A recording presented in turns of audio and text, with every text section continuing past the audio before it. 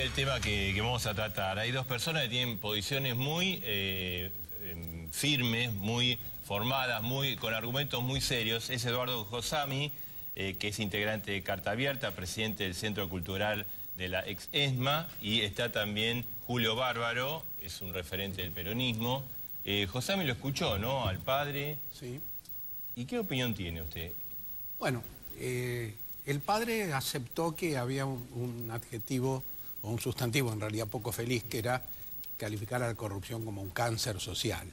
Yo creo que no es el único poco feliz, porque me parece que cuando se dice que la Argentina es una sociedad enferma de violencia, en realidad se está buscando más una definición impactante, algo que puede ser título de los diarios, porque creo que en principio me parece una lástima porque hay otras partes del documento que me parecen interesantes. Por ejemplo, es más que rescatable que se haya hablado del tema de las cárceles, de que no se resuelve el problema de seguridad mandando a todo el mundo preso, de que hay que preocuparse por las condiciones en que están alojados esos detenidos.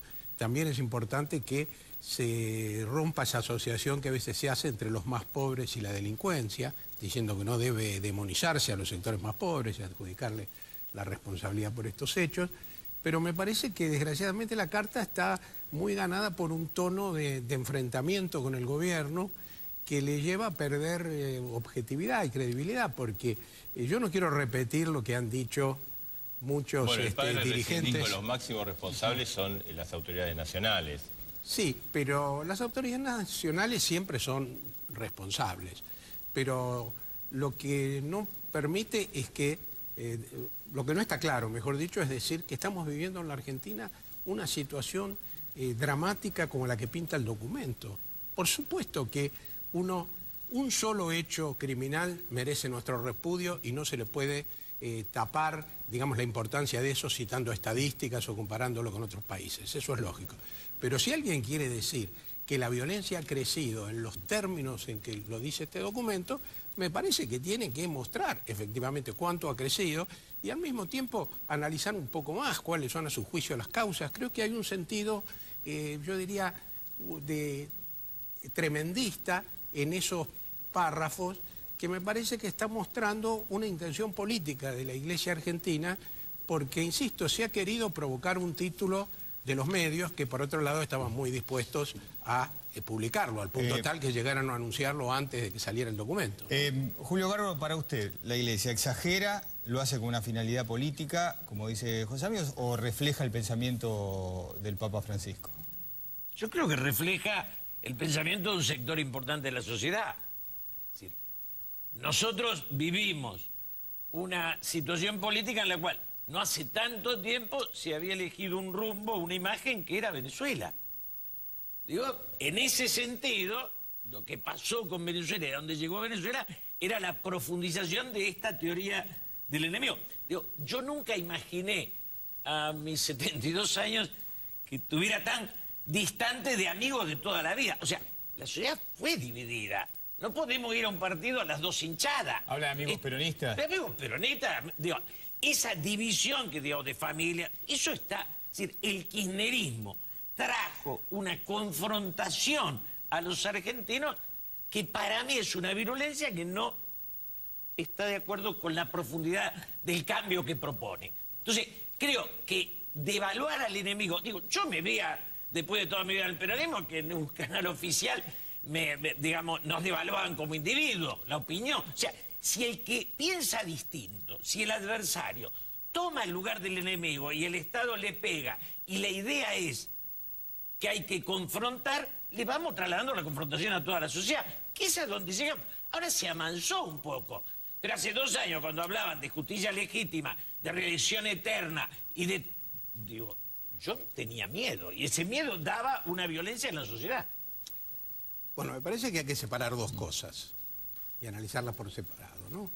Una es si aumenta o no la criminalidad en el país.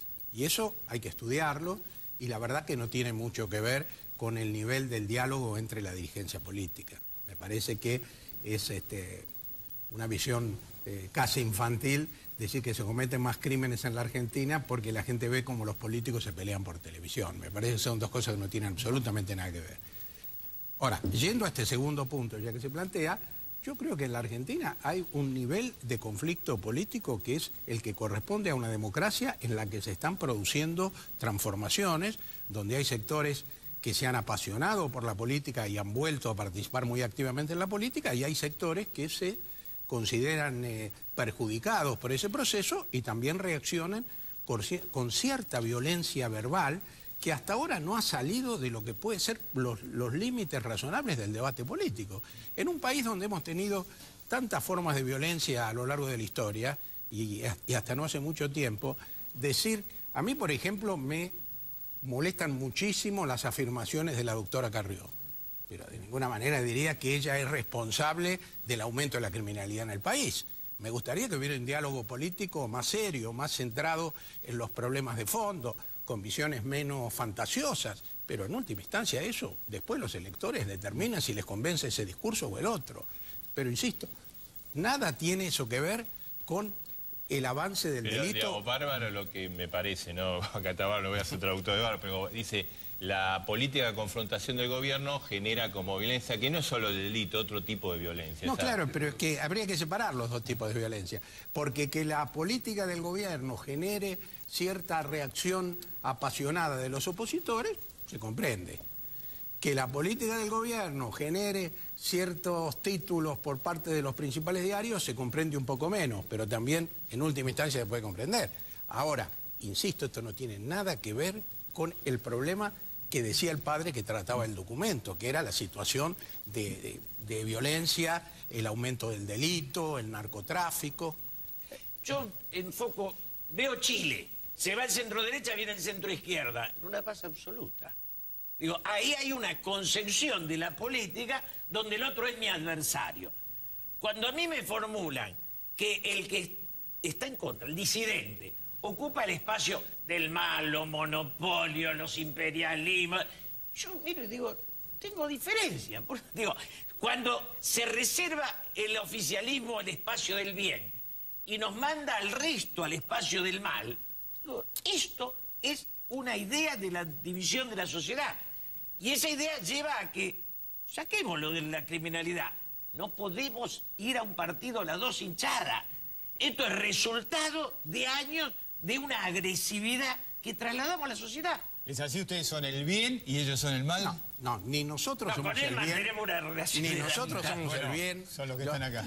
Ni insisto, no quiero ser reiterativo, pero me parece que creer que las condiciones del diálogo político son las que definen el comportamiento de la sociedad, me parece que es una visión demasiado autocentrada. Yo me puedo llevar bien o mal con él, puedo discutir en términos, digamos, conciliatorios, respetuosos o no. Trato de hacerlo primero, pero me parece que eso no es lo que define mucha más importancia en el comportamiento de la sociedad en términos del delito. Bueno, la Iglesia ponía pobreza, narcotráfico, corrupción, digamos, como elementos que generan violencia. Seguramente todos ellos tienen que ver con la violencia. La pobreza no cabe ninguna duda. El narcotráfico, seguramente, en la medida que va penetrando más en los países, se fortalecen ciertos comportamientos delictivos y aumenta la agresividad con que se cometen esos delitos. Este es un fenómeno universal y, dicho de paso, es un problema muy complejo que vamos a tener que resolver en los próximos años en la Argentina, porque por un lado el narcotráfico avanza, pero tenemos experiencias de América Latina, el caso mexicano, sin ir más lejos, que demuestran que por el hecho de poner el ejército a reprimir el narcotráfico, lejos de avanzarse, la situación termina siendo más comprometida. Entonces, son temas que exigen un debate, yo diría, maduro, reflexivo, sin tratar de sacar, en un país donde hubo una reforma del Código Penal, un proyecto, con participación de todos los sectores de la oposición, y salió un candidato, el que parece que va primero en algunas encuestas, a decir que ese era un código hecho para los delincuentes. Es muy difícil discutir en serio el problema de la seguridad. Yo, no hace poco falleció Ernesto Laclau, persona que merecía mi respeto, y charlamos su tiempo. Ahí había una concepción ideológica de la fractura. Y eso se ejecutó. Digo, tomar a Ernesto Laclau y su idea del enemigo como nervio de una concepción de la política, tiene consecuencias, Eduardo. No es gratuito, no puede ser gratuito. Julio, vos te formaste en el peronismo. Pero antes Lo que expresa Ernesto Laclau, esta idea de que en última instancia la política se forma delimitando dos campos y que un campo de alguna manera se denomina el pueblo y aparece... Es el ABC del peronismo. Perón no necesitó Laclau en 1945 o 46 para plantear ese discurso. Pero esto es como ir a Estados Unidos a ver si está el Ku Klux Klan. Ya hay un presidente negro. El peronismo plantea una fractura en los 50 y una unidad en los 70. Y yo quiero heredar el de la unidad de los 70. Claro. Y viene Laclau y me dice, volvamos al 55. No, y en el 2011 plantea otra unidad, que es heredera de aquella unidad de los 50 y de aquello que se intentó en los 70, pero que tiene que ver con este país.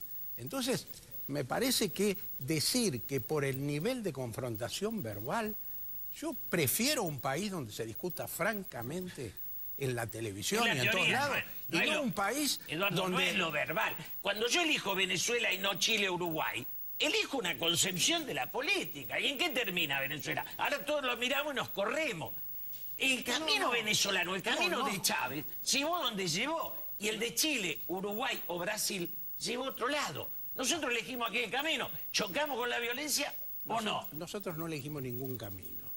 Nosotros elegimos una política de integración y de solidaridad con todos los países de América Latina, que cada uno con sus particularidades están emprendiendo un proceso de transformación. Y no es que antes elegimos a Venezuela y ahora no nos importa Venezuela. Nosotros seguimos denunciando la desestabilización del gobierno venezolano que están impulsando los Estados Unidos y creemos que en América Latina no se puede permitir que un gobierno que fue elegido en las urnas sea volteado a través de estas expresiones de protesta. Pero el camino del chavismo era ese. Y el camino de la pacificación era el otro. Para mí, vos largás para un lado y elegís un rumbo. ¿Cuál fue el camino de la pacificación a la Argentina? No, el de Menem, el de la Rúa, ¿cuál fue? Es que tendríamos que ver. Sin embargo, por ejemplo, la Iglesia argentina no decía estas cosas durante el gobierno de Menem. Y la situación era gravísima. Por lo menos en los últimos años del gobierno de Menem, la situación era grave. Sin embargo, la Iglesia argentina no veía más esto. de la mitad de la sociedad vive con alegría que se termine un gobierno que para mí y para muchos nos llevó a una fractura social y a una fractura en toda la realidad. Y eso yo lo vivo en mi vida, en mi familia, en mi mundo, y eso me duele y creo que es gratuito y que es culpa de una concepción del kirchnerismo. Bueno, está por verse si más de la mitad de la sociedad piensa eso. Si menos no. Vamos a tener elecciones el año que viene. Pero me queda algo que no quería olvidarme, porque tiene que ver con esta función que asume la Iglesia argentina de ejercer cierta autoridad para convocar de algún modo a todos los sectores. Yo creo, humildemente, que la Iglesia argentina, tomando, digamos, sintonizando con cierto discurso que está planteando el nuevo Papa, debería hacerse cargo de su responsabilidad en relación con lo ocurrido en la Argentina de los años 70. La Iglesia argentina sigue siendo depositaria de información valiosísima para poder precisar la ubicación de los hijos apropiados y, en última instancia, averiguar cuál fue la suerte que corrieron los desaparecidos. Y no ha hecho todavía una autocrítica respecto a su actuación en ese periodo. Entonces me parece que esa sería una contribución mucho más valiosa. También sería una contribución y la Iglesia sería mucho más escuchada. ¿No? También sería una contribución que los guerrilleros que sobrevivieron explicaran y hicieran autocrítica por Rucci. Digo, porque es una cosa que también está pendiente y que es más central que lo de la Iglesia. Porque si no terminamos reivindicando una concepción de la violencia de los 70 que contra la democracia tiene que ser cuestionada. A Rucci se lo mata en democracia. Mira, yo acabo de escribir un libro, salió el mes pasado, perdónenme el aviso, pero viene a propósito, donde explico mi experiencia en la cárcel, mi militancia en los años 70, y digo qué cosas me parecen bien y qué cosas me parecen mal. Pero la Iglesia argentina es una institución que colaboró, que fue cómplice de la dictadura militar. En un pedazo sí, en otro y no. todavía... En un pedazo sí, en otro bueno, no. Pero como toda la realidad, como la comunidad judía, como todo. Por supuesto, en un pedazo grande no. El pedazo de Angelelli, de Novak, de los curas del tercer mundo, de los curas obreros, de muchísima gente. Pero la jerarquía eclesiástica, que es la que de alguna manera debería representar... vinculado a la iglesia, ¿no? Porque, digamos, el gobierno planteó como que el gobierno está con el Papa y el discurso del Papa, y como que los obispos... Son los malos. Son los malos, están en otra cosa. ¿Es así o esto está en consonancia, don Francisco? Todo lo mismo, creo que hay una coherencia absoluta y que en ese sentido el gobierno le cuesta relacionarse con Estados Unidos, en el cual un día arreglan y al otro día acusan. Digo, me parece que la iglesia es una sola y que el hecho fundamental es que la iglesia plantea una idea que está presente en buena parte de ella y que no coincide con la idea del gobierno. Bueno, la iglesia no es una sola, lo acaba de decir, lo acaba de decir Julio hablando de los años 70. Hoy tampoco es una sola. De cualquier manera, yo no creo que el gobierno piense que el Papa Francisco no tiene nada que ver con la iglesia argentina. Yo creo que el gobierno lo que hace es otra cosa. Decir, yo veo contradicciones entre el discurso del Papa Francisco, ¿no?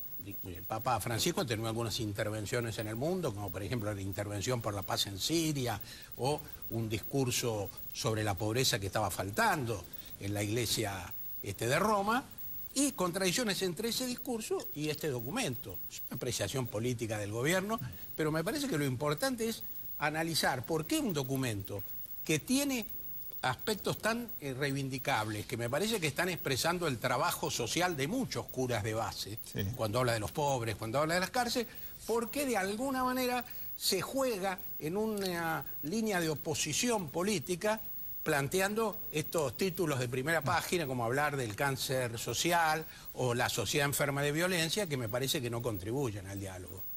Josami Barbo, gracias. La verdad que es bueno que se debata, ¿no? ¿Por qué hay signos de violencia en la Argentina, más allá de lo que cada uno propone? Así que gracias por haber estado esta noche. ¿Siguen siendo amigos? Sí. La pasada vinieron, se pelearon y mira, volvieron a estar juntos. Gracias, gracias a ambos. No, gracias.